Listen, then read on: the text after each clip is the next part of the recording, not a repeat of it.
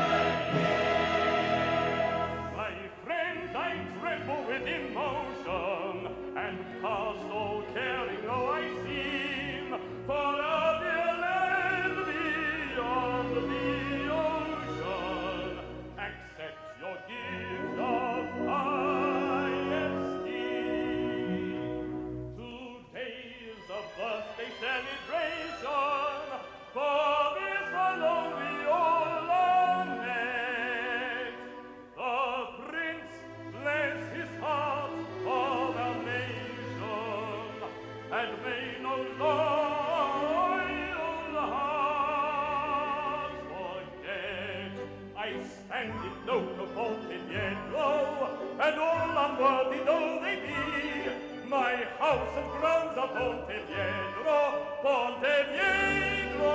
in Paris.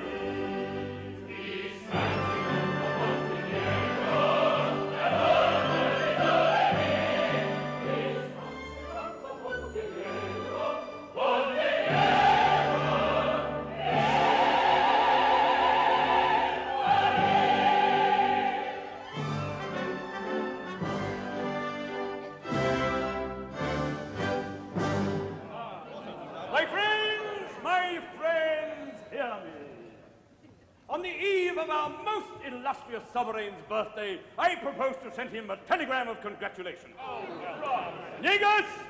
Confound the fellow, never there when you want him. Jenkins! I'm here, Excellency. What? Oh, so you are. Take this down. On the occasion of that glorious anniversary, your Highness's birthday, the hearts of all your loyal subjects in the West go out to you. Here. Send it in code. In code, Excellency. Baffle the Russians. Always try to waste the enemy's time. He never worries about wasting my time. Another glass, my friends. We'll drink to his highness. Oh. Yes? Stop flirting. Why can't you leave me alone? Why don't you stop flirting? You see, gentlemen, our poor Councillor Kromoff grows more jealous every day. And without a shred of reason. Now, if it were your Excellency... I'm not sure I quite follow you, Consul Bogdanovich. Oh, come now, child bride and an elderly buck like you. You'd oblige me with a little less of the elderly. My dear old friend, pay no attention. Your wife is an absolute paragon of propriety. Thank you, Colonel. In many ways, she is still a child. Look how innocently she prattles to Rosillon over there. Butter wouldn't melt in her mouth. I must talk to you about something. You make me so happy, Valenciennes. What are you writing on my fan? Since you will not allow me to say it, I am writing it instead. I love you. Not here, when we're alone. Oh, Valenciennes, my love. Valenciennes, my love. Did you call me Mirko, my dear? Forgive me, sweet child, but I wonder if we might inquire whether Madame Glavari has arrived. Of course, I'll see to it at once. Madame Glavari, widow of the court banker. Why is she coming? Oh, just a little diplomatic maneuver, you know. Ah, I've got it. Our wily ambassador is taking an interest in her 20 million. 20 million? How lovely! Yes, gentlemen, 20 million! And reposing at the moment in the Ponte Viedrian Bank. Well, it won't come to much harm there. It'll come to a lot more harm if she decided to marry a penniless French aristocrat. A penniless French aristocrat? How lovely. Is that why she's in Paris? I'm afraid it might be. My dear, she was the daughter of a miserable tenant farmer, and somehow she managed to hook this rather old court banker. Who upped and died within the week and left her the merriest widow in Europe. You see, Bridget, the age of chivalry is not quite dead. And now I suppose the rustic beauty has become a smart society lady. Far from it. Every time she opens her mouth, she puts her foot in it.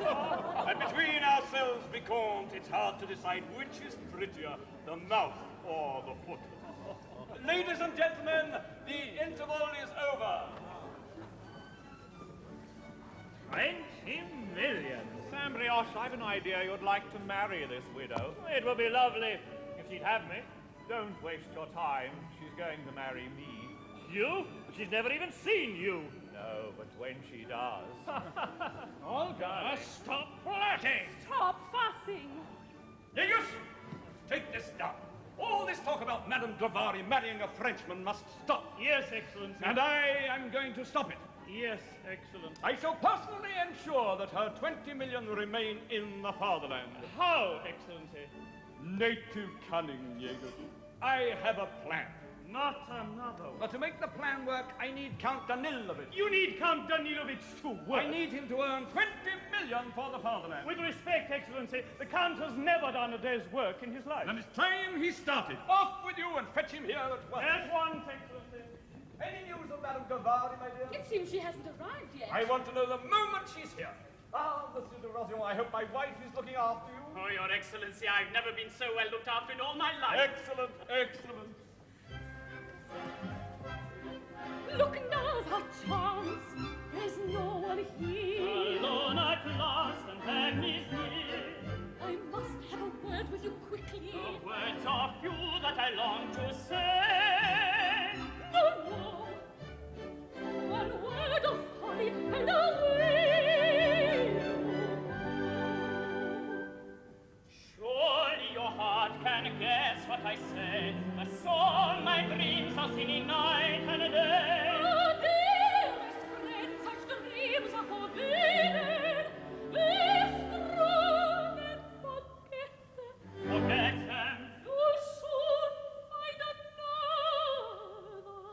another. Who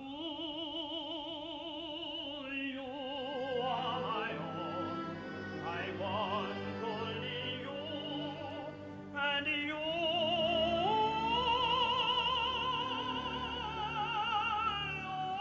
I beg you refrain, and mind you never say such things again. A highly respectable wife, with no matrimonial strife, deplores again your blame. A comforted husband obey, if they little kiss and pretend, who knows where came your end? You're meeting for once in your life a highly respectable wife. I beg you believe it, my true explanation. So now you must conquer the subtle temptation.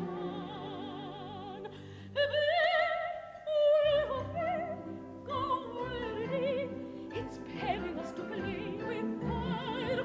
One fatal day, you look away, and suddenly you're in its power. So you'd better know what you're about.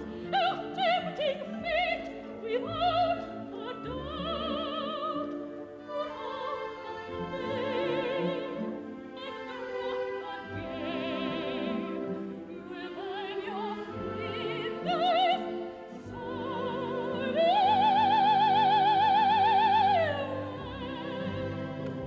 A highly respectable wife, a type never known to be right.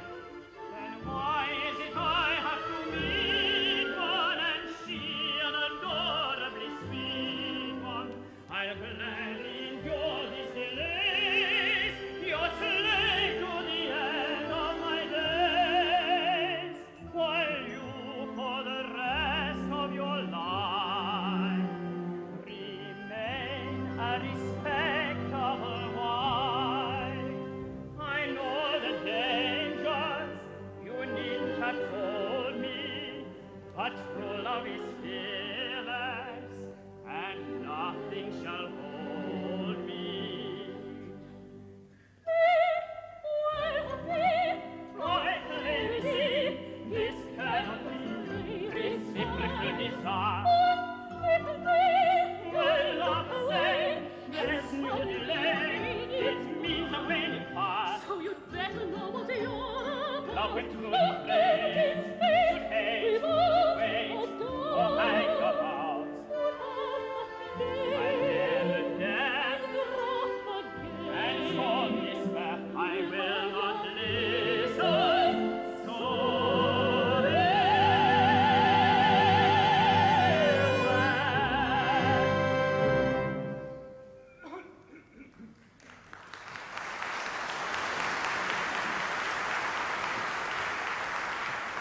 Yes, Diego. I'm so sorry, Baroness. Have you seen His Excellency? He was here a few minutes ago, but I must find out if Madame Clavari has arrived. If I see the Baron, I'll tell him you're looking for him.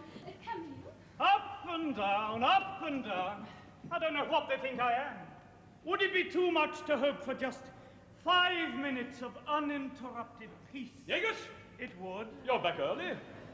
Was the Count in his room? I didn't look, Excellency. Why not? Because I knew he wouldn't be there. At his club? I knew he wouldn't be there either. With his mistress? By your leave, which one? You should have tried the lot. I didn't have all night. This is really intolerable of the Count. The first time in his life he can serve the fatherland and no one can find him. Oh, I found him right enough. I went straight to Maxime's and there he was, festooned with grisettes. Did you deliver my message? Word perfect, Excellency. And? Count Danilo replied, warmest greetings to the fatherland, but it won't wash. Why won't it wash? Well, for one thing, he was plastered. He was what? But when I assured the Count that your Excellency's need of him was really urgent, he said he'd put his head under a cold tap. A cold tap? To unplaster himself. Excellency, you may expect him in a quarter of an hour. What is the meaning of this uproar? It's the widow. She's here. 20 million! The 20 million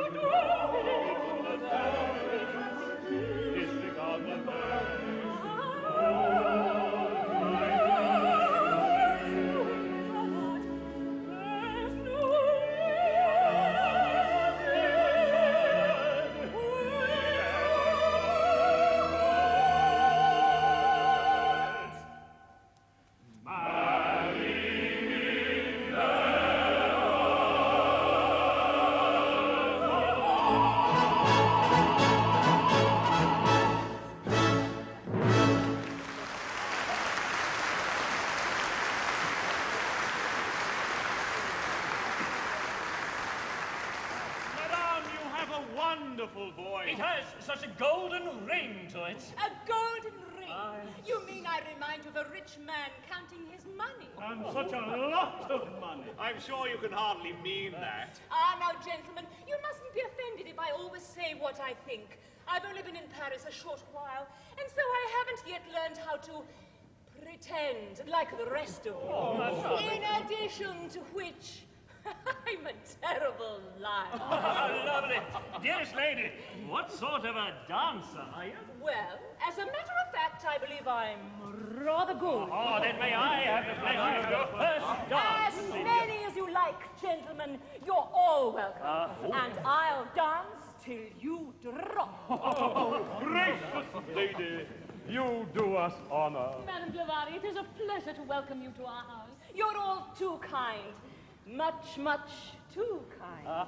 Are you going to propose to her? Oh, well, Gentlemen, I want you to. It's time our little affair came to an end. Madame Clavari, allow me to present Monsieur Camille de Rosillon. He hopes there is still room for him in your dance program. Yes, of course. Goodness, it is full.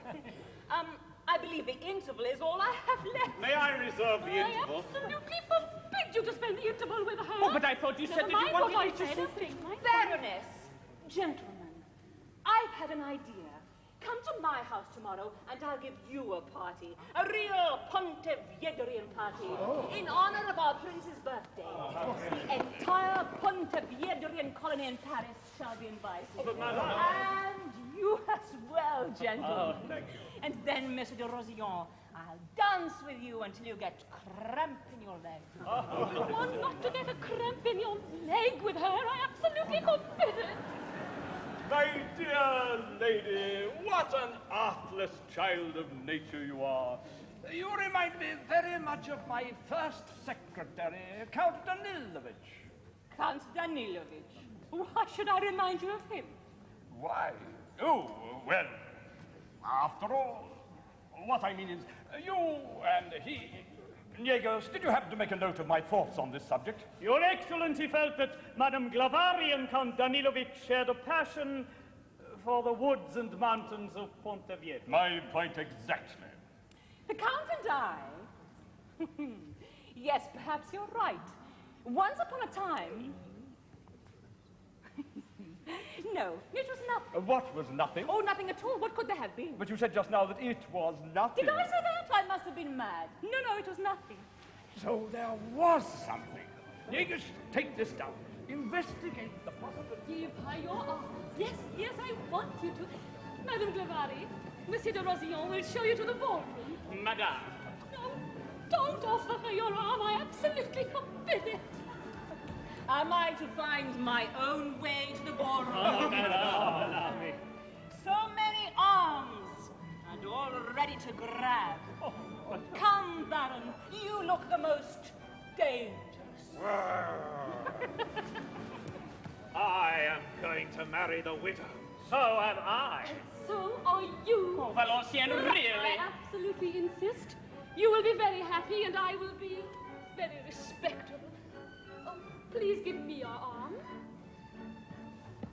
Do you really want me to marry her? Of course not, you silly boy. What a night. Everybody in some sort of conspiracy or other, and to crown it, I've got writer's cramp. And if Count Danilovich doesn't come out from under that cold tap, I am going to be in hot water. His Excellency Count Danilo Danilovich.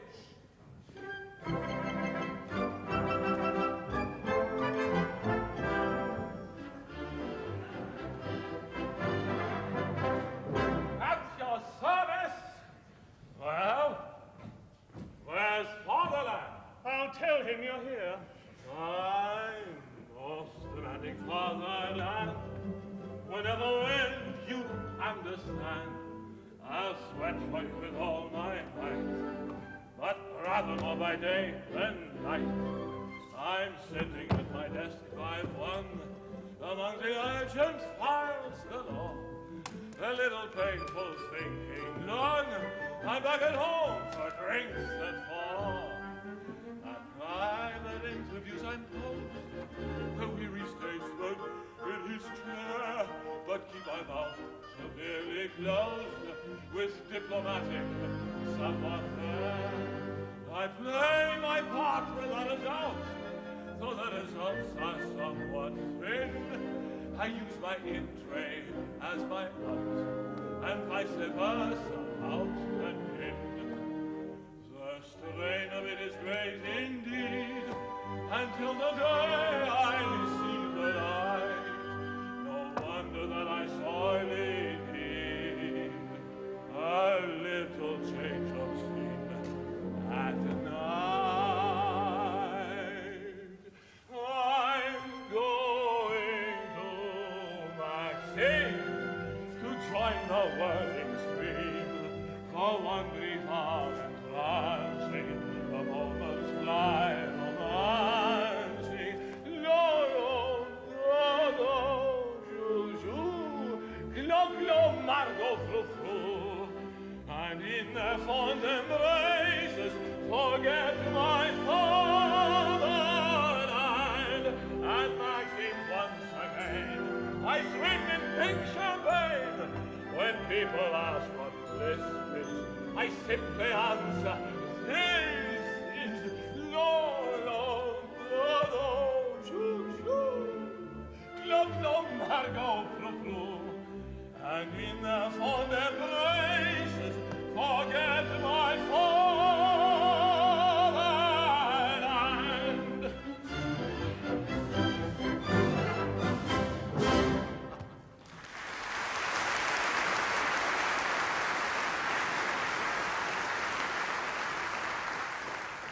Well, Diego, so darling, did Fatherland give you the slip? I couldn't catch His Excellency's eye. He was having such an earnest talk with Madame Glavari.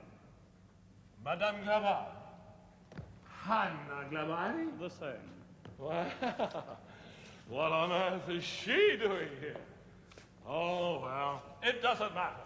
Now tell me, where are those lovely grisettes that came with me? Yegush, have you any idea why Fatherland needs me so urgently tonight? His Excellency mentioned something about earning a few million. Earning? Did you say earning? Fatherland must be having one of his little jokes. The spending is what I'm good at. You sure he didn't want me to spend a few million? I'll go and tell him you're here, and then you can ask him yourself. No, Niegosh, not yet, please. I must have a little snooze first. I haven't been to bed for 3 nights in a row, and there's a most peculiar sensation in my head. You're just the tiniest bit the worse for wear. Allow me. Would you like me to announce you later? Announce me in time for breakfast, Niegosh. The second sitting. Yes, this will do nicely. Nothing like a little nap when you've exhausted yourself having a good time. No.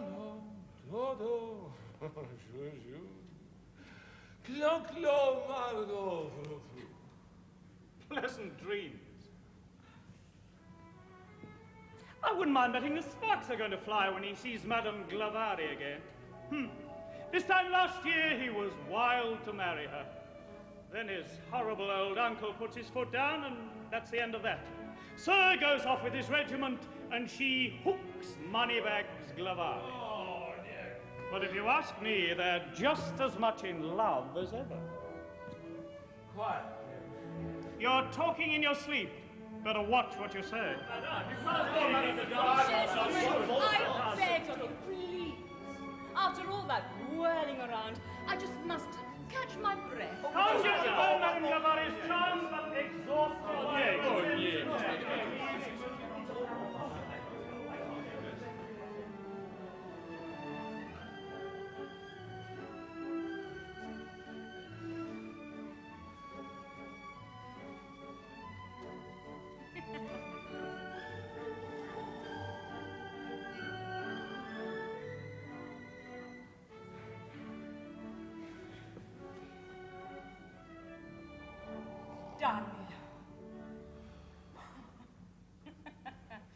How delightful.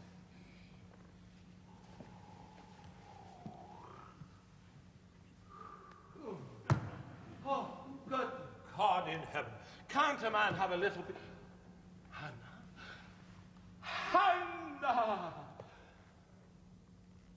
Oh. I was forgetting. I'm not allowed to call you Hannah anymore.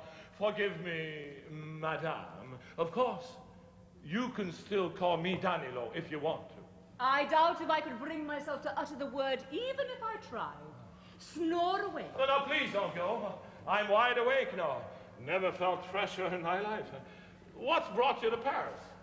I felt I ought to make up for lost time, enjoy myself, possibly marry again. There are several very attractive men around. Marry again? I thought that was the sort of thing you only did once. If it depended upon you, not even once, if I remember rightly. Oh, Hannah, I mean, Madame, you must remember that it didn't entirely depend on me. My old uncle... Your old uncle was such an upper-class snob that he wouldn't allow his nephew to marry beneath him, and his upper-class nephew did as he was told. And a fat lot of difference it made to you. Along comes a banker, a very old, very rich banker, and hey, presto, you're married. The reason I married is my business and my business only. Have the good manners to remember that. But now that I'm a widow, and a very rich widow too. Please go on. I imagine your uncle wouldn't have the slightest objection to your proposing to me. You don't seriously believe that that just because you're a wealthy widow that I would? Oh, you don't understand me at all. What's so different about you? In my experience, men are all the same. Nowadays, when somebody says, I love you, what he means is he loves my money. Oh, I see. Very well. If that is true, what then? I shall never say, say what? I love you. Never. Never. Count Danilo. She remembers my name, after all. You're not running away because you're afraid of 3 little words. They don't scare me, and I'm not running away. So it's a declaration of war. Of war? Oh, a challenge, Madame Glavari?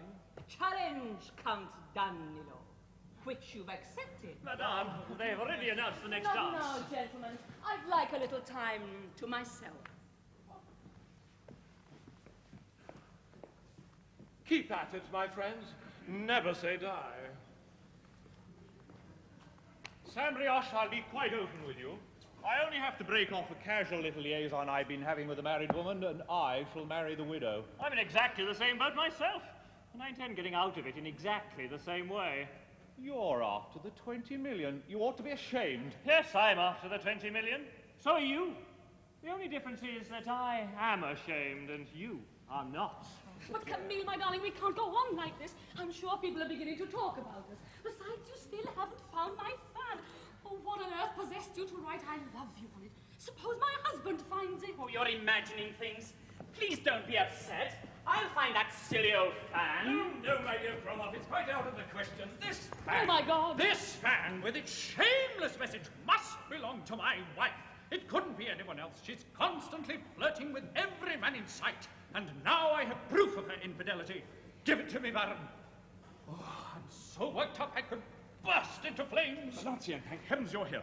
This fan has been found. This fan has I love you written on it. How charming. Quite. And what is more, it belongs to my wife. Oh, no. You must say it does to stop him murdering Madame Cromwell. Sweet child, surely it's yours. Of course, how stupid of me. I must have dropped it. So, Baroness, the fan belongs to you? Then may I ask who wrote I love you on it? Who? Let's torn it. My dear Counselor, what a question. My husband, of course. Of course, my husband.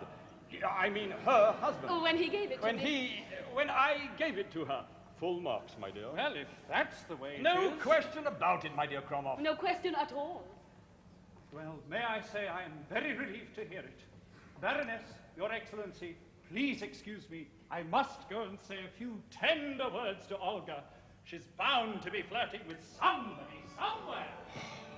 Now I must find a way of returning this odious fan to Madame Cromwell. Would you like me to do it? No, no, my dear, that would be most indelicate. Ah, Count Danilo, there you are at last. Your Excellency, Baroness, I wish I could escort you back to the dancing, my dear. Allow me? No, I want to have a serious talk with you.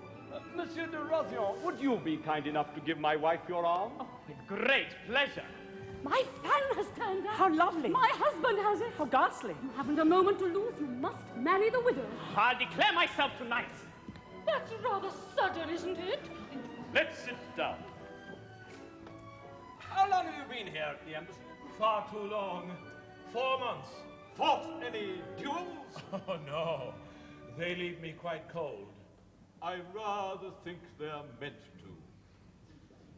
Have you had many love affairs? Ah, now that's something I do have a talent for. Expensive, though. Ruinous. I never cease to be amazed at a pretty woman's natural aptitude for getting her hands on money. And the smaller the hand, the more it can spend. Count Danilo, have you ever had diplomatic relations with a woman? I've certainly never had them with anyone else. Then you're the man I need, the man your fatherland needs. This is your finest hour, Count. I want you to get married. Married? I thought you said it was to be my finest hour. It will be, you'll see. And am I just to get married in general, or had you someone special in mind? Someone worth 20 million. Ah, I see, a love match. And who sits at the end of all the knots? Madame Glavari. Glavari? Not on your life. I'll serve the fatherland with anyone else you care to name, but not her. But my dear chap, she's a lovely woman. Oh, she's everything that you say and more, but I can't marry her. Count Danilovich, I find you lacking in patriotic zeal. Supposing the widow decides to marry one of these Frenchmen who are all throwing themselves at her from every side. Our beloved fatherland would lose 20 million. Russia on one hand, Austria on the other. We'd be like an egg between two millstones. They'd grind us to pulp. Very messy.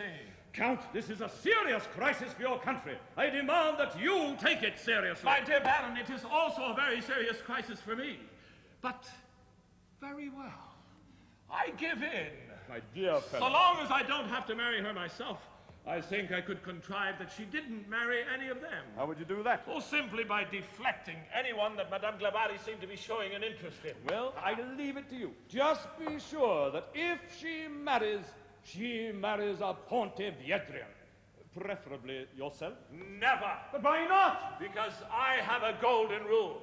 Love whom you will, make few proposals, never be wed. It's lady's choice. And here comes the widow.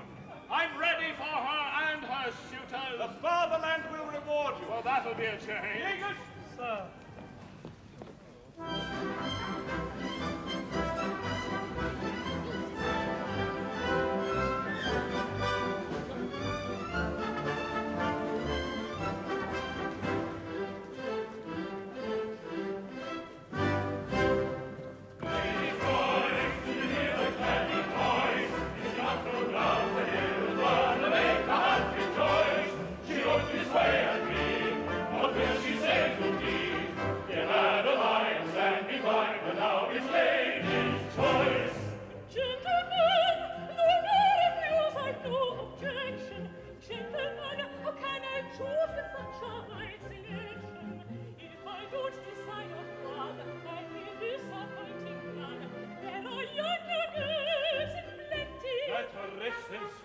Take my arm, once and then no more. I must work to save the day. I must get these lads away.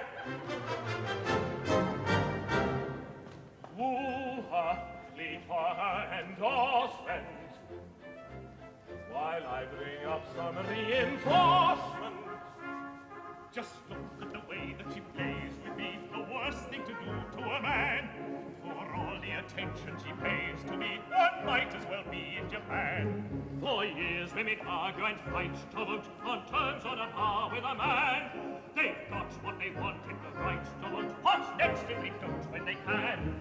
Here's a proposal, and here's another. My new election banner now advance. Vote for Monsieur Cascara, vote for Monsieur Sambrioche. I thought the best one to choose for a dance. Now with Monsieur Cascara, now with Monsieur Sambrioche. I thought the best one to choose for a dance. My aunt settled that one is easy. Political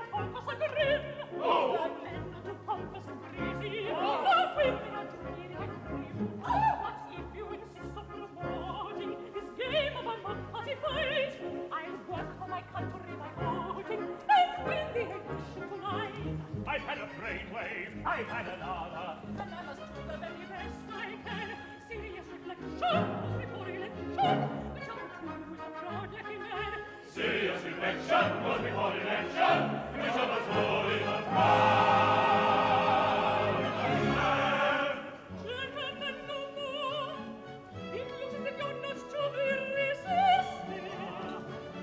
Very well, I make my choice. Rescued in the nick of time, young lovers all awake. Night brings you all time, and the moonlight sings in all time of the lanterns swinging and dining low, where are the phantoms clinging, and round they go. Young lovers all take part, bright fire and beauty, play your part now, do your duty, for the dawn breaks by and by. If you kiss or hear a voice,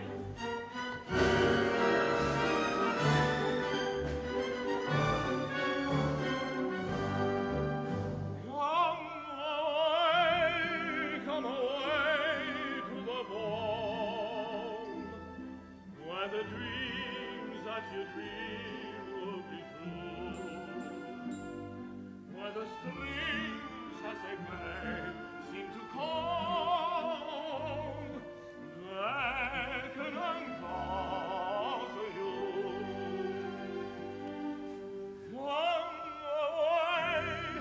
Come away to the wall, float along on a lilting refrain, to the land of desire, where no heart can be false, and the world will be young again.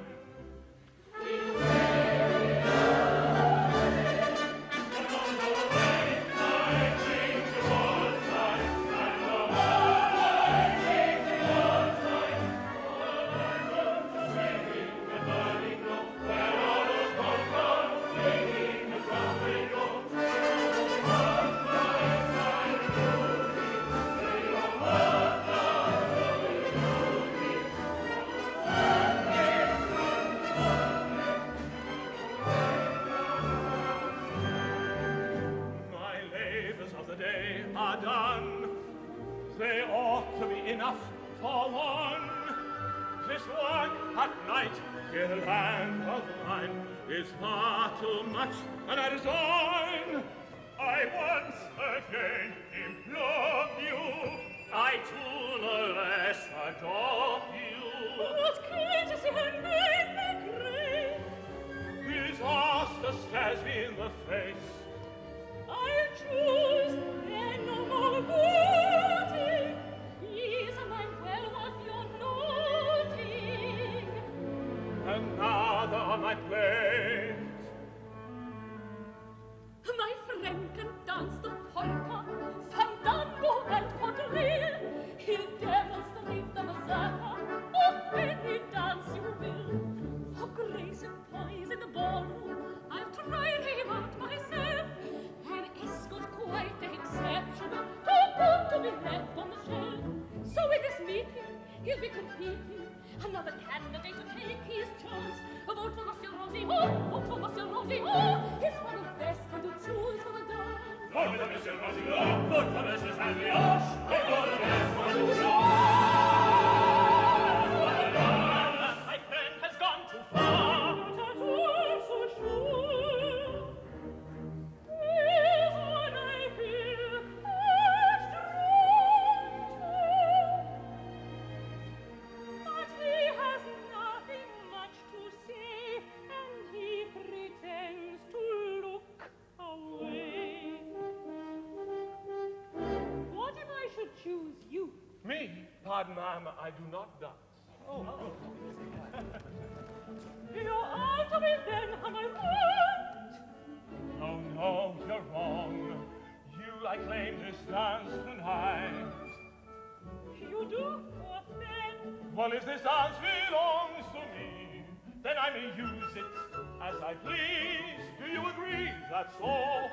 Does he mean this priceless dance for which my humble thanks I'll auction for 10,000 francs? Any offers, please? I'll donate the proceeds of the sale to missions overseas. 10,000 francs! He must be mad. My offer's really not so bad. 10,000 francs! He must be mad. There are 5 managed in at last. 10,000 francs! I've seen dead birds. Such high-minded creatures mention cash and then be sure they'll show they can't endure the least expenditure. And in the mercenary fear, they soon will disappear. Alone I'll vindicate the male sex. His 10,000 francs will now be paid. Are you so in love? You ordered, I obeyed. You don't know such thing.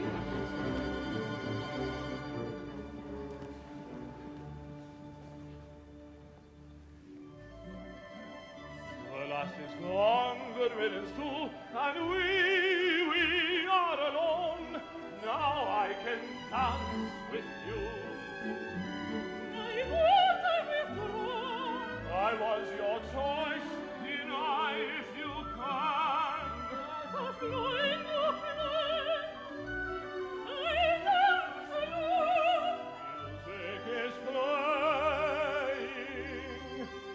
lovers have kissed.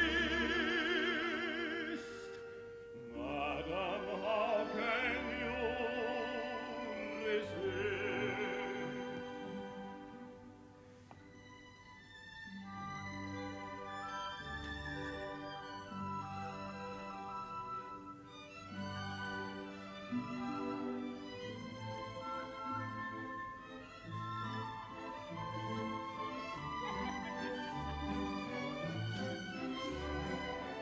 I'm not dancing.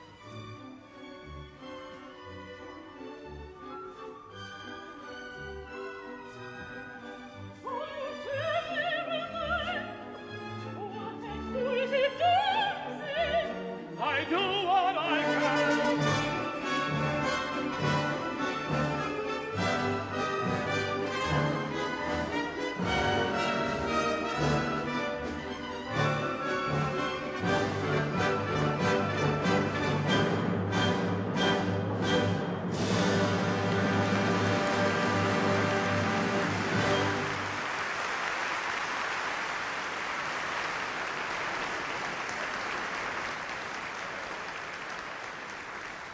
And so the curtain comes down on the first act of Franz Lehar's The Merry Widow. We'll be back again at the London Coliseum in a few minutes.